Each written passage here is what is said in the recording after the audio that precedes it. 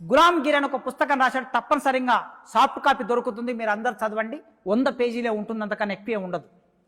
గులాంగిరి పుస్తకం పేరు. ఎవరికి ఎవరు గులాం చేస్తున్నారు, ఎవరికి ఎవరు బానిసలుగా ఉన్నారు ఈ దేశంలో?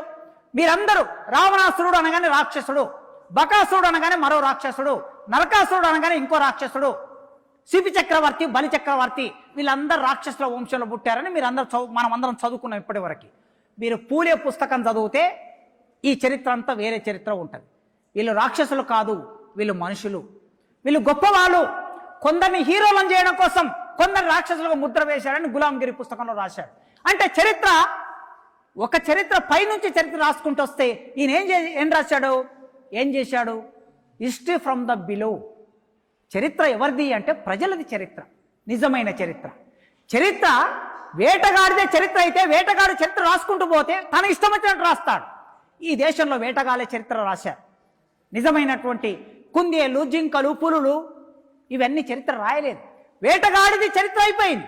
అందుకోసం పూలే ఏం చేశాడంటే ఇక్కడ కింది నుంచి చరిత్ర రాసుకుంటూ రావాలి. సామాన్య ప్రజల చరిత్ర.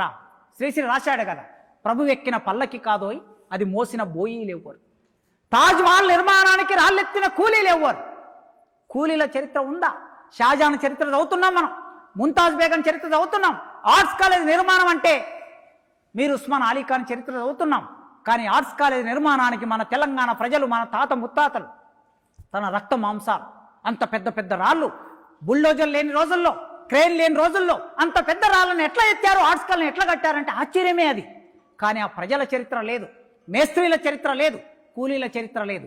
కనుక మొట్టమొదటిసారి భారతదేశంలో Mahatma Jyotirao Phule history from the below అని కింది వర్గాల చరిత్ర రాసుకుంటూ వచ్చాడు. అదే గులాంగిరి.